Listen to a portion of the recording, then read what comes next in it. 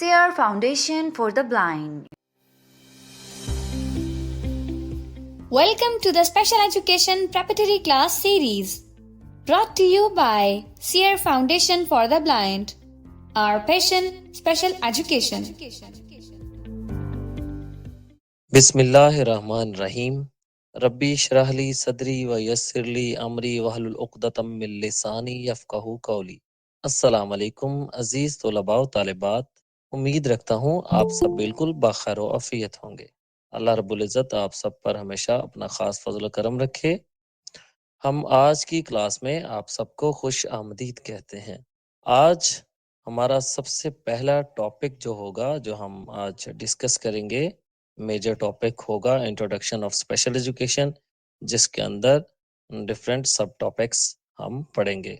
सो आज की क्लास का हम आगाज करते हैं। Over to miss Tayyaba. अस्सलाम वालेकुम। जैसे कि हमने बात की कि हम स्पेशल एजुकेशन में आज इंट्रोडक्शन पढ़ेंगे और डिफरेंट उसमें की टर्मिनोलॉजीज को डिस्कस करेंगे। So let's get started. What is special education? Special education basically एक सेट ऑफ इंस्ट्रक्शंस है जो according to the needs of individuals design किया जाता है, और डिज़ाइन वो इंस्ट्रक्टर्स करते हैं, स्पेशल एजुकेशनिस्ट और जो भी फर्दर उनके इंस्ट्रक्टर्स हैं, को इंस्ट्रक्टर, तो वो स्पेशल एजुकेशन को उनकी नीड्स के अकॉर्डिंगली डिज़ाइन करते हैं। हम जनरल डेफिनेशन पढ़ते हैं। According to the IDEA individual with disabilities education act, इसकी फुल फॉर्म हमें याद रखनी है। ये IDEA act basically American act है जिसने ये स्पेशल एजुकेशन की डेफिनेशन दी है। Special education is designed specifically designed instructions at no cost to the parents to meet the unique needs of child with a disability. अगर हम simple words में discuss करें तो स्पेशल एजुकेशन क्या है कि एक डिजाइंड इंस्ट्रक्शंस हैं जिसमें हम बच्चों के नीड्स को एड्रेस करेंगे और उनको मीट करते हुए हमने उनको सर्विसेज प्रोवाइड करनी है। अब इसके अंदर क्या है कि all related services, facilities and material including assistive devices और equipments according to their needs, according to their learning needs, according to their educational needs, according to their physical needs, whatever the needs they are. Special education program अक्सर हो सकता है basically special education institutions में, at home और may be at hospital. Unfortunately अगर कोई बच्चा institution में एजुकेशन नहीं ले सकता तो उनको होम पे, एट होम भी उनको सर्विसेज प्रोवाइड की जाती हैं या फिर हॉस्पिटल में। That's all about the special education. Let's we move towards the key terms of special education. Area of special education in the field of visual impairment हम जब डिस्कस करेंगे तो स्पेशल एजुकेशन एक वाइड रेंज है, एक broader term है कि जिसके अंदर हम फिल वक्त विजुअल इम्पेयरमेंट को डिस्कस कर रहे हैं। लेकिन अगर ओवरऑल इसको डिस्कस करेंगे तो इसमें तमाम ही कैटेगरीज आ जाएंगी। जैसे कि मैं आइडिया ने 13 कैटेगरीज बताई हैं डिसेबिलिटीज की। So first one is disease. ये एक स्पेक्ट्रम है। Spectrum means a wide range of conditions और बीइंग इन अ कंडीशन, यानी एक set of condition, set of problems हैं। कोई एक प्रॉब्लम ही, कोई किसी एक अभी डिफेक्ट की बात नहीं कर रहे फर्दर। एक ओवरऑल स्पेक्ट्रम है, spectrum of disease, impairment, disability and handicap. So number 1 is disease. What is disease? Any abnormal condition of an organism that impairs the function of that organism is known as disease. अब यानी कोई भी medical condition है, for example tuberculosis है, influenza है, typhoid है, तो वो क्या है? डिजीज। अच्छा, डिजीज किसी भी वजह से अकर हो सकती है, वो एक्सीडेंटल हो या फिर जेनेटिकली हो। वो डिजीज जो है वो मेडिकल कंडीशन है उस पर्सन की जो उसके ऑर्गेनिज्म के किसी फंक्शन को डिफेक्ट कर रही है, उसको मुतासर कर रही है, तो वो क्या है? Disease. So next is impairment, any loss or abnormality of psychological, physiological and anatomical structure or function.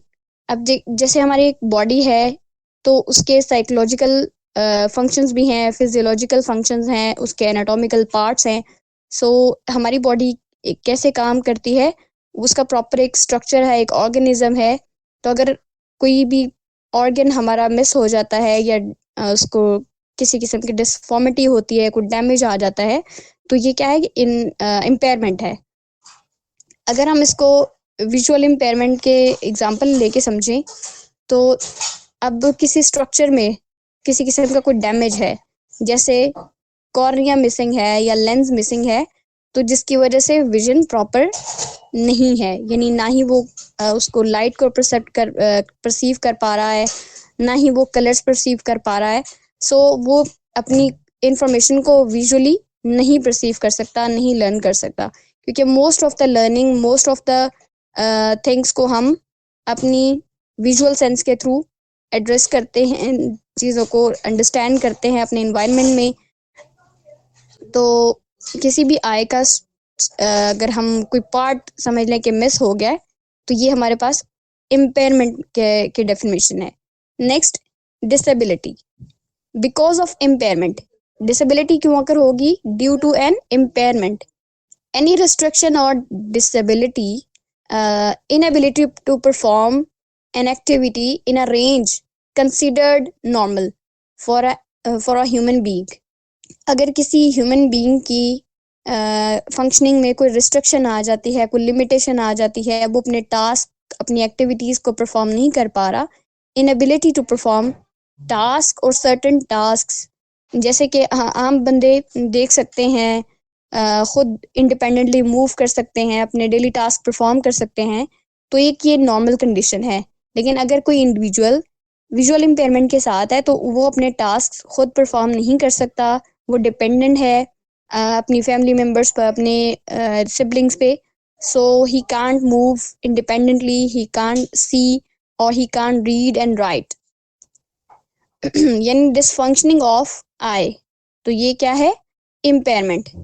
Okay, हमने पहले पढ़ा इम्पेयरमेंट से पहले डिजीज, इम्पेयरमेंट, डिसेबिलिटी. डिजीज के साथ एक और भी कंडीशन है जो कि डिसऑर्डर है, वो एसोसिएटेड है मेंटल कंडीशंस के साथ, इंटेलेक्चुअल एबिलिटीज़ के साथ. अगर यानी जो हमारे डिसऑर्डर्स हैं वो बेसिकली हेल्थ रिलेटेड हैं.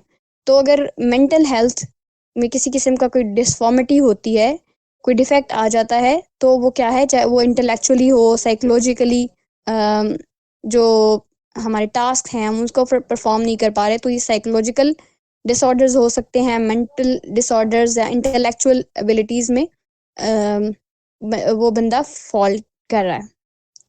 नेक्स्ट है हैंडीकैपिंग कंडीशन. अब इम्पेयरमेंट और डिसेबिलिटी ये परमानेंट है, यानी इरिवर्सिबल है. इनको हम किसी भी मेडिकेशन से, किसी सर्जरी से करेक्ट नहीं कर सकते. So it is permanent.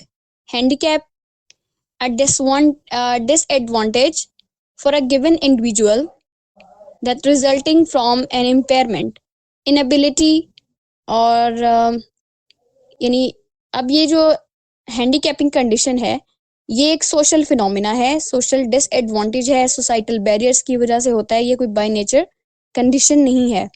इसको हम ओवरकम कर सकते हैं. अगर इसको हम एग्जांपल के तौर पे समझें तो हैंडीकैपिंग क्या है? बेसिकली जैसे एक पर्सन है विद फिजिकल इम्पेयरमेंट, तो अब वो मूव नहीं कर पा रहा या किसी वजह से कोई एक्सीडेंटल रीजन की वजह से उनका फुट जो है वो लॉस हो गया है.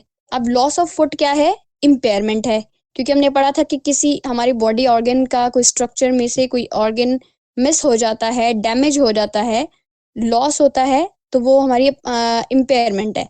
अब इम्पेयरमेंट की वजह से डिसेबिलिटी होती है, इनएबिलिटी टू वॉक.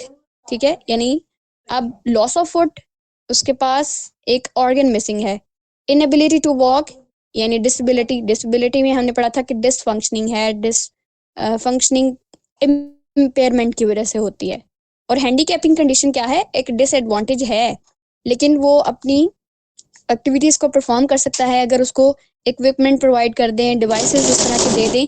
और ये स्टेट की रिस्पॉन्सिबिलिटीज़ है कि वो अपने स्पेशल नीड इंडिविजुअल्स को उनकी नीड्स के अकॉर्डिंग इक्विपमेंट्स प्रोवाइड करें, वो फैसिलिटीज़ प्रोवाइड करें, उस तरह से इंफ्रास्ट्रक्चर को डेवलप करें ताकि उनकी ये जितनी भी इन एक्सेसिबिलिटीज़ हैं, यानी जिस तरह से वो अपने किसी फर्दर टास्क को परफॉर्म नहीं कर पा रहा तो उसको ओवरकम किया जाए और इसे एम्पावर किया जाए। तो ये है हमारे पास हैंडीकैपिंग कंडीशन। इसको हम ये भी कह सकते हैं लिमिटेशन और रिस्ट्रिक्शन, ठीक है, यानी अपने रोल को फुलफिल ना कर पाना। अब एक पर्सन, जैसे अभी हमने फिजिकल इम्पेयरमेंट की बात की, तो अब वो जॉब कर रहा है, तो जॉब ना कर पाना, और वो क्यों नहीं कर पा रहा, अपना रोल क्यों नहीं फुलफिल कर पा रहा, कि वो वॉक नहीं कर पा रहा। वॉक क्यों नहीं कर पा रहा? क्योंकि उसके पास कोई स्पेशल ट्रांसपोर्ट नहीं है। यानी अगर उसको व्हील चेयर के तौर पे एक व्हील चेयर की फॉर्म में उसको इक्विपमेंट दी जाती है, तो वो अपनी रिस्पॉन्सिबिलिटीज़ को, अपने जॉब को, अपने टास्क को परफॉर्म कर सकता है। सो अगर इस डिसएडवांटेज की वजह से उसको जॉब में प्रॉब्लम हो रही है, वो नहीं जा पा रहा, तो ये हैंडीकैपिंग कंडीशन है। लेकिन इसको ओवरकम किया जा सकता है, इसको प्रिवेंट किया जा सकता है इक्विपमेंट्स की सूरत में, ठीक है। तो ये तो थी हमारे पास टर्मिनोलॉजीज। अगर देखा जाए, अगर हम सबको बारी बारी एक दफ़ा फिर से समराइज करने की कोशिश करें, तो हमने सबसे पहले पढ़ी डिजीज़। वो क्या है? कोई भी मेडिकल कंडीशन है किसी बॉडी के अंदर, कोई एबनॉर्मेलिटी है, तो it's called disease. Next, impairment, loss of any organ, loss of any body organ, ठीक है, किसी भी बॉडी ऑर्गन का मिस होना इम्पेयरमेंट है। Disability, inability to perform certain tasks, और restriction to perform an activity. Next, handicap, a disadvantage or limitation, restriction, it's handicapping condition. Am I audible, sir? Yes. Okay. Next, we'll move towards visual impairment. What is visual impairment? According to WHO, World Health Organization, reduction in vision that cannot be corrected by any medication or glasses or surgery, and it also impacts the daily functioning of an individual.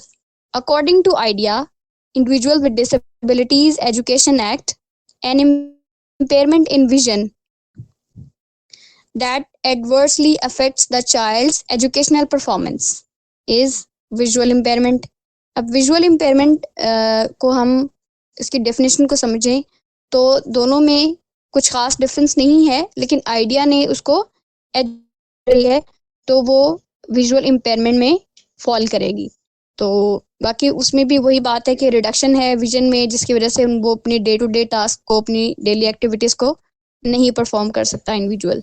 उम्मीद करती हूँ कि ये अब candy दोबारा फर्क वाज़ेह करेंगे, क्योंकि मेरे पास सवाल हम ये जेन्युइन इशू है एग्जाम में, तो आप एक दफा रिपीट कर दें कि आइडिया में क्या फर्क है। जी जरूर। देखिए, आइडिया कहता है कि अगर इम्पेयरमेंट है विजन में, तो वो क्या है कि वो एडवर्सली अफेक्ट कर पा रही है, यानी कि एक होती है पार्शली साइटेडनेस, ठीक है, तो वो एजुकेशन को अफेक्ट नहीं कर रही होती, उसमें हम कुछ अकोमोडेशंस करके तो रीड कर लेते हैं, जैसे बोर्ड रीडिंग है तो एक इंडिविजुअल को फ्रंट सिटिंग दे दी जाती है।